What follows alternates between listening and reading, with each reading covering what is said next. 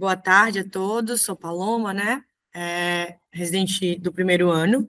E dando continuidade às sessões de mama, hoje iremos falar um pouco sobre lesões cutâneas e do complexo areolo-papilar e sobre a orientação da doutora Marília Chaves.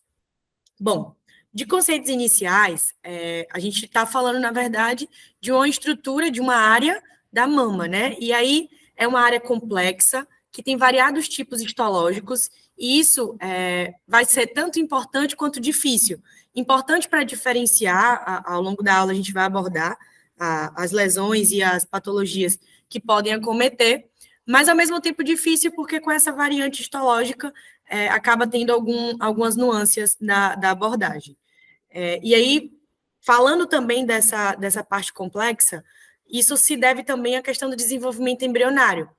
E na sexta semana, a primeira fase, né, que é a sexta semana de gestação, as cristas mamárias, elas aparecem, né, que elas são pares ou linhas de leite que vai se desenvolver na superfície ventral do embrião. E ela vai se estender até a axila ou até a região medial da coxa. Oi? Os slides estão andando para vocês, porque para mim não está passando. Aqui tá, doutora, mas... Aí... Voltou? Aí tá andando, aí põe no modo tela inteira, né? Eu coloquei, era como estava, deixa eu ver, F5, rapidinho. Tá bom. Foi aí, agora? Foi. Pronto. Muito obrigada. Nada. E aí, voltando, né, falando da questão do desenvolvimento embrionário, eu estava falando que a primeira fase dessa parte, desse conceito, né, dessa área, no desenvolvimento embriológico, na sexta semana, começa a aparecer as cristas mamárias, que posteriormente vai ter a evolução dela. Mas elas, basicamente, são pares ou linhas de leite que vai se estender da superfície ventral do embrião até a região axilar, e da axila até a região média da coxa. Posteriormente, essas linhas vão se atrofiar, como eu falei, né, vai ter uma evolução, e vai permanecer apenas a parte da região peitoral, que é onde a mama vai se desenvolver, né? As mamas se desenvolverão. A segunda fase é da 12ª a 16ª semana de gestação, que aí o que é que vai acontecer? Já vai acontecer uma diferenciação, tanto mesenquimal quanto muscular. E essa diferenciação vai dar origem, né, às glândulas de Montgomery. A maturação primária, que vai se dar na puberdade, vai ser a fase que vai se desenvolver o montículo secundário. É importante saber disso para a gente entender, principalmente do que é formado, quanto para ver o que é que se tem nessa área. E aí, agora, falando um pouquinho do complexo, né, a areolo papilar, a língua fica barrando para falar o areolo. Como eu falei, né, na segunda fase, na verdade, da gestação, já vai começar a questão do aparecimento das glândulas de Montgomery. E o que são essas glândulas? São esse epitélio escamoso pigmentado. Essas glândulas são formadas por glândulas sebáceas no estágio intermediário. E quando vai ter a transição, elas podem ser tanto glândulas sudoríparas quanto glândulas mamárias. Elas podem secretar leite e elas são formadas pelos tubérculos de Morgani também, que varia de 1 a 2 milímetros mais ou menos. Ela é composta também, né, o complexo é composto também por terminações nervosas sensoriais, por uma camada muscular lisa, que é em formato circunferencial. Também tem um plexo suprareolar, que é formado por uma parte linfática e outra parte superficial, e também é formada pelos folículos capilares. Bom, e aí agora falando um pouquinho, entrando na questão da aula, né, dessas lesões, vão existir alguns achados, e esses achados eles são divididos, né, basicamente, nas variantes anatômicas, nas alterações cutâneas, na secreção mamilar, em um possível achado de massa palpável, e pode ter também tanto a retração quanto a inversão do mamilo. E aí, falando um pouquinho das variantes anatômicas, composta basicamente por 6 variantes anatômicas. A primeira delas, que é a poliletia, que é, na verdade, quando tem um ou mais mamilos acessórios que eles vão se formar. Nessa, como eu falei, né, lá no início da questão embrionária, quando tem evolução da linha do leite, ela vai acontecer de forma incompleta. E aí essa evolução incompleta pode dar origem a essa variação anatômica. A polimastia vai ser a formação de uma glândula mamária verdadeira acessória, que também vai ocorrer, né, por conta de uma evolução incompleta ao longo das posteriores semanas. E aí o local que ela pode acontecer é na axila ou de inframamário. Vez ou outra a gente até consegue visualizar isso na prática, pegando algumas mamografias, que dá para ver essa questão da formação do tecido mamário na região axilar, principalmente. A hipoplasia, que é o subdesenvolvimento da mama. A amasia, que na verdade vai ser a falta de tecido mamário, mas o mamilo ele vai estar preservado. E pode acontecer também de forma iatrogênica, né, com radioterapia ou com cirurgia também, essa variante anatômica pode aparecer. A amastia, que é a falta de tecido mamário e do mamilo também. E aí ela pode ser congênita, se unilateral, e pode estar também associado à ausência do músculo peitoral. E as mamas tuberosas, que é um volume paraquimentoso reduzido, porém tem uma herniação do parênquima mamário pelo complexo areopapilar. E aí, até aqui mostra a figura que eu trouxe, né, para mostrar essas mamas tuberosas. Bom, e aí agora, falando um pouquinho das etiologias, as etiologias basicamente vão ser divididas em dois, né, processos benignos e os processos malignos.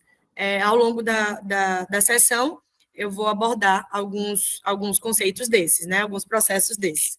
Os processos benignos basicamente são divididos em eczema, ectasia ductal, mastite periductal, adenomas, papilomas, leiomiomas e os abscessos. De processos malignos, a gente tem principalmente a doença de Paget, o linfoma e o câncer, né? Tanto invasivo quanto não invasivo. Bom, e falando de aspecto geral, né, da abordagem da imagem, né, nessas lesões, o primeiro exame que a gente vai abordar é a mamografia. A mamografia ela tem uma baixa sensibilidade, principalmente nas mamas densas, porque pode ter uma interposição de estruturas. As lesões mimetizam densidade parenquimatosa normal, então, muitas das vezes, a paciente tem a lesão, mas na mamografia a gente não consegue visualizar. Aí, o que é que a gente pode fazer para melhorar, né? Para fazer com que o exame ele seja mais efetivo nessas questões? Um posicionamento correto e marcadores cutâneos, eles são imprescindíveis. Pode utilizar também a compressão sem ou com ampliação. E a ultrassom associada à mamografia vai ser uma opção para aumentar a sensibilidade. E aí, falando de ultrassom, ela é um melhor exame para detecção de massas subareolares, pode ter a produção, né, de uma sombra acústica posterior do mamilo, e isso se dá basicamente pela composição fibrosa, pela confluência das estruturas, e pode ter também ar preso nas fendas cutâneas. E a técnica. E aí, o que é que a gente pode abordar dessa técnica? E assim como a mamografia, a gente pode usar alguns artifícios para melhorar a sensibilidade, e na ultrassom também. Então, o uso do gel aquecido e a manutenção da temperatura ambiente quente evita a contração muscular no mamilo e na auréola, e isso faz com que haja uma melhor sensibilidade, uma angulação perpendicular aos ductos, para que quando coloque, né, o transdutor consiga ter uma avaliação melhor. A técnica de compressão bimanual também pode ser utilizada, e a técnica do mamilo enrolado também, que ela vai ser usada basicamente para representar a torção, a porção, na verdade, né, se tiver torção do ducto mamário dentro do mamilo. E, basicamente, é isso, eu trouxe essas duas imagens para mostrar essa questão dos ductos, né, da avaliação da região retroareolar. E aí, falando um pouquinho da ressonância, a ressonância ela tem uma maior sensibilidade, principalmente pela questão de ser multifocal. Quando tem uma suspeita de carcinoma mamário primário ou subjacente, ela é um método de escolha também. Ela também pode ser utilizada quando se tem a suspeita clínica e a paciente tem uma relação clínica, mas na mamografia e nas ultrassons feitas anteriormente são caracterizadas de forma inocente. Ela também é utilizada para uma avaliação pré-cirúrgica, caso necessário, e ela também é muito boa para avaliar a extensão da lesão, tanto local quanto invasiva, principalmente por essa maior sensibilidade, por conseguir avaliar um todo, né? Imagens ao todo. E os aspectos habituais pode ter um grau de realce bilateral e simétrico e uma aparência de dupla camada, né? De duas camadas, que é justamente onde essas setazinhas aí estão mostrando nessa imagem de ressonância. E aí, falando um pouquinho agora de inversão e retração do mamilo, basicamente tem a diferença entre elas, né, que a gente vai abordar. A inversão, ela pode ocorrer de forma congênita, que é quando esse mamilo ele vai estar invaginado, que é redutível, ou pode ter um mamilo umbilical, que ele é irredutível. Pode ter a inversão adquirida, que é aí que vai ter a retração, que pode ser parcialmente invertida ou em formato de fenda. E pode ter também a inversão invaginado, que é quando ele é completamente invertido ou quando tem uma distorção areolar.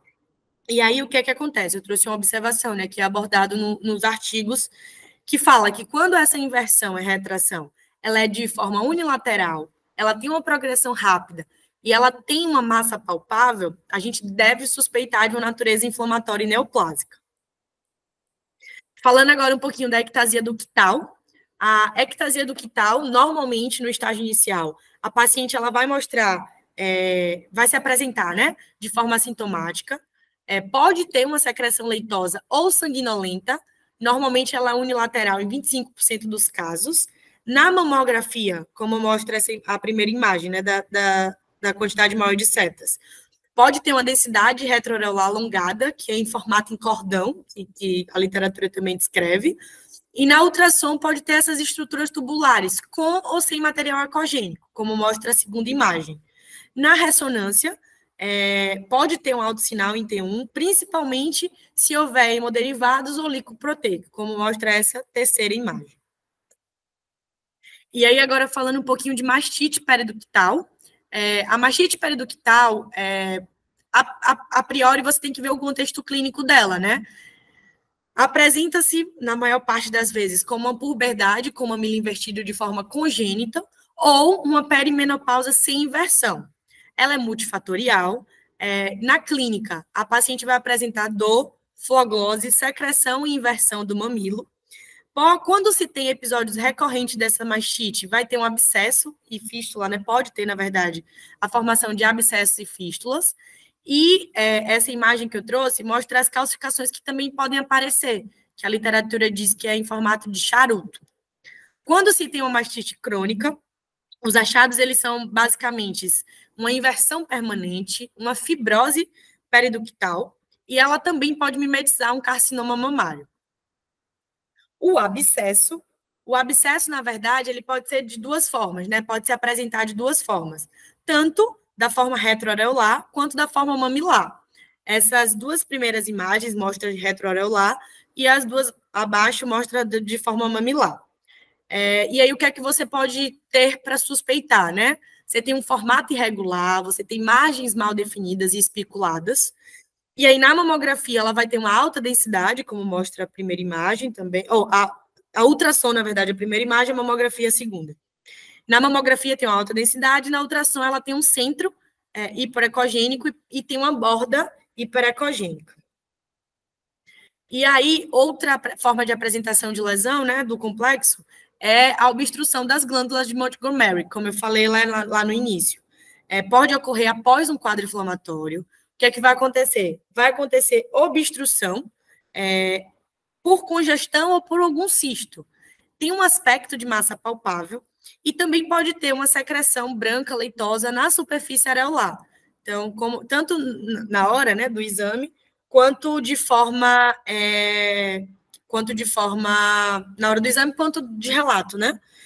E aí, dando continuidade, essa abordagem dessas patologias foram as apresentações de formas benignas, como eu falei. A partir de agora, a doença de Paget, na verdade, ela tem uma associação grande com câncer de mama, em 80% dos casos, principalmente com esse marcador, o SERB2. Ela se apresenta, né, de forma unilateral, pode ter uma secreção serossanguinolenta e pode também ter um nódulo palpável.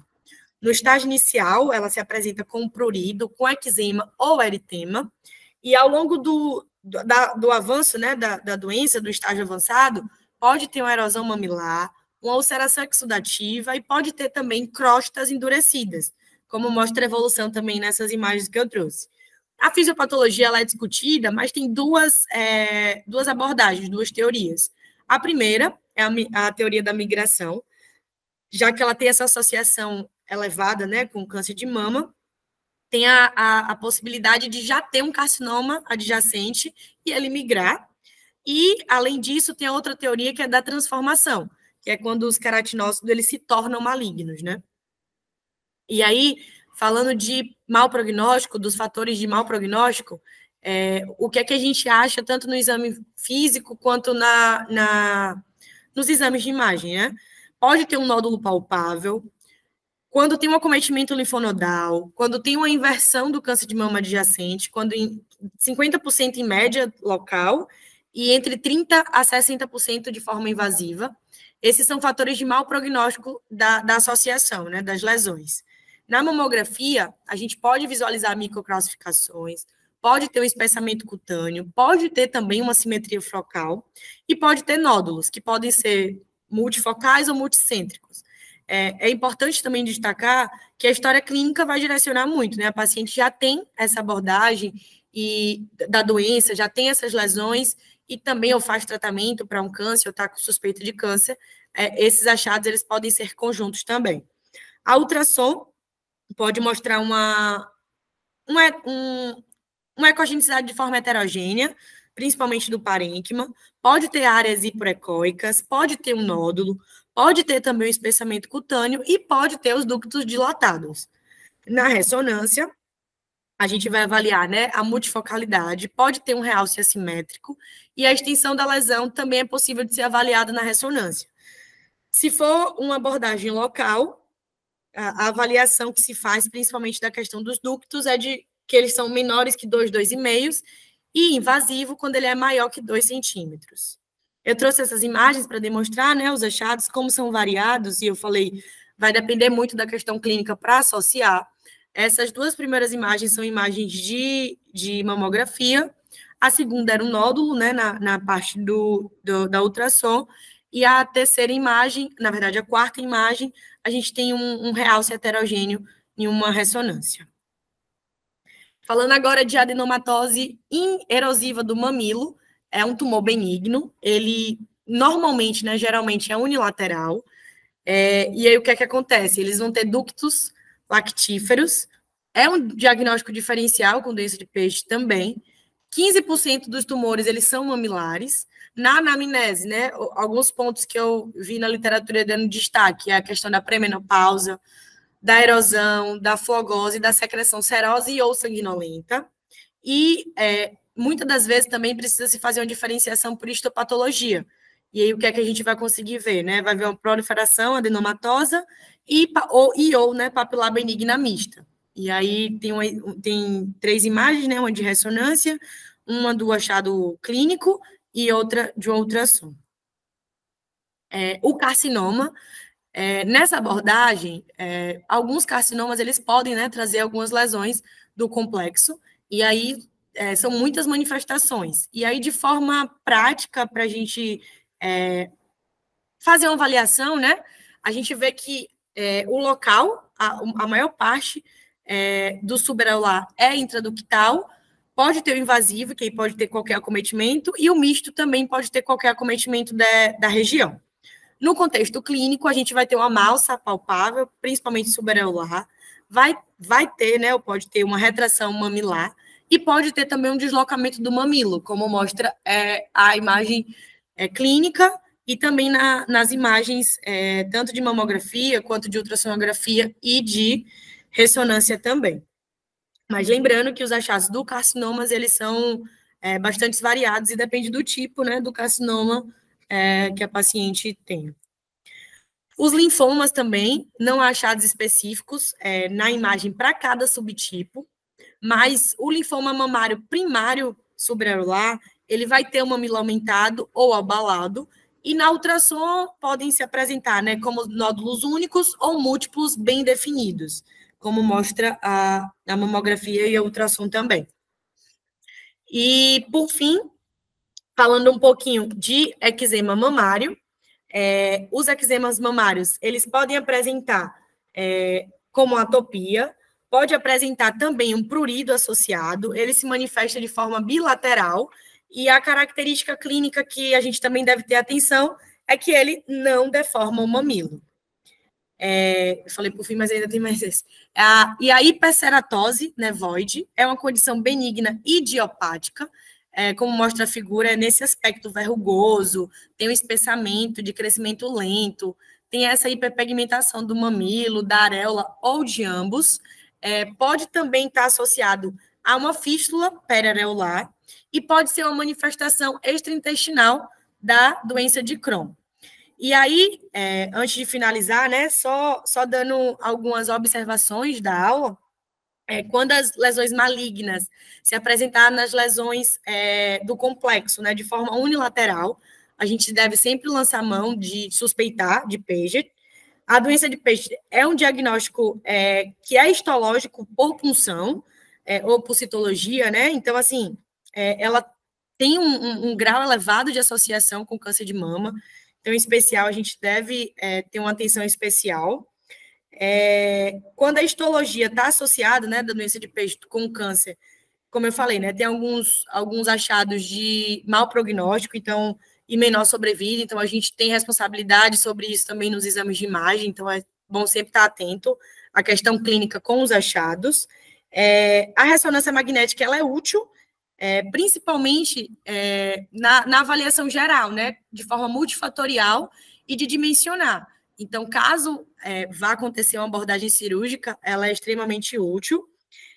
A inversão mamilar, ela em geral é secundária a alterações inflamatórias subjacentes, a não ser, como eu falei lá no início da aula, né, das questões congênitas que pode ter na parte da involução. Pode ser um grau também de malignidade, mas ela já é um pouco menor, então a gente sempre deve associar a clínica, como eu falei, né, estou repetindo, mas pela questão de ver os achados e ver o que a gente pode correlacionar para a suspeição.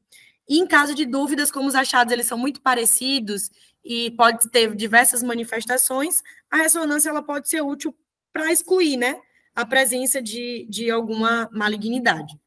E era basicamente isso, é uma aula mais curtinha, e era isso que eu tinha para trazer, essas foram as referências.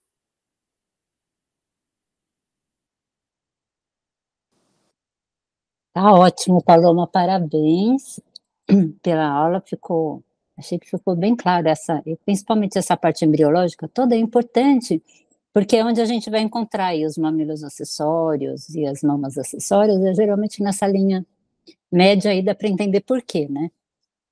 Alguém gostaria de perguntar alguma coisa? Alguém tem alguma dúvida? Que senão eu queria perguntar algumas coisas para vocês.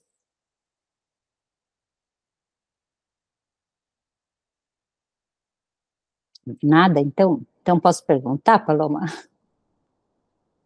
Pode perguntar. Então, que tipo de secreção papilar que a gente se preocupa e vai investigar? Pode ser você ou pode ser outra pessoa, não tem problema. Vamos lá, vamos respondendo junto. Secreções mamilares sanguinolentas, né, unilaterais, aquelas em água de rocha também. Isso mesmo. Sanguino-purulentas também acho que são preocupantes, mas que eu me lembro... É isso mesmo, é isso mesmo. As leitosas também, né? Se tiver correlação, também pode investigar. Então, a leitosa, ela está mais relacionada a alterações centrais, de hiperprolactinemia, coisas assim. O que a gente, quando uma paciente refere a secreção papilar, a gente pergunta, primeira coisa é isso, é unilateral ou é bilateral? A segunda coisa, é importante ver no exame físico se ela vem de um orifício apenas da papila, ou se vem de vários furinhos, sabe? Porque, em geral, é um ducto que está doente, então ela vai vir sempre do mesmo furinho da papila ali, e sempre daquele mesmo ductozinho, né? E as que chamam mais atenção são essas, as ou sanguinolentas, ou as em água de rocha bem cristalina, bem transparente mesmo. Outra coisa que é legal de saber é se ela é espontânea ou se é provocada. E se ela é provocada, se tem um ponto gatilho. Porque, às vezes, a lesão não está exatamente retropapilar. Às vezes, ela está um pouquinho mais central e tem relação com esse ponto gatilho. Então, vamos dizer, ao examinar, às vezes a médica repara que quando ela aperta no Q e L, uns 3 centímetros para trás da papila, que vem a secreção. Aí a gente vai direcionar a nossa busca para essa região, porque é provável que o papiloma ou a alteração esteja bem nesse ponto gatilho. Então, essas perguntas a gente pode fazer enquanto está realizando o ultrassom, principalmente, para saber onde procurar. Não procurar só ali aquele ducto retropapilar, procurar em todo o trajeto até o ponto gatilho, né? A outra coisa que eu queria falar é assim, que nesses casos que a gente suspeita de Paget, se na ressonância a alteração é só superficial, pele e mamilo, e nós não conseguimos encontrar uma região suspeita lá dentro, às vezes a biópsia mais adequada é o punch, sabe aquele carimbinho que o dermatologista tem, que tira um pedaço da pele? Então, às vezes, ele fornece um material mais apropriado para anátomo patológico do que a própria core lá de dentro do parênquima. Então, a gente pode ver se tem disponível o material para fazer um punch, se não tiver, a gente faz uma core pegando a pele, para enviar essa alteração para patologista, né? Aí, acho que era só isso mesmo para complementar. Alguma dúvida, alguma coisinha? Não. Eu acho que não, doutora. Isso que a senhora estava falando, que eu falei da questão da leitosa, é porque eu vi, como o Gustavo já tinha dito, da serosanguinolenta e da do leite de rocha, que são as principais, quando tem a leitosa, justamente você deve suspeitar de que tem algo maior, né? Que tem alguma doença sobrejacente, e aí você deve avaliar também se tiver com algum outro sintoma, ou com alguma outra coisa da questão do complexo, né? Isso mesmo, aí já realmente vem algumas outras doenças não tão locais, né, mas que também tem que prestar atenção, tá certo? Então, muito obrigada, parabéns, Paloma, obrigada pela aula, e uma boa tarde para vocês. Boa tarde.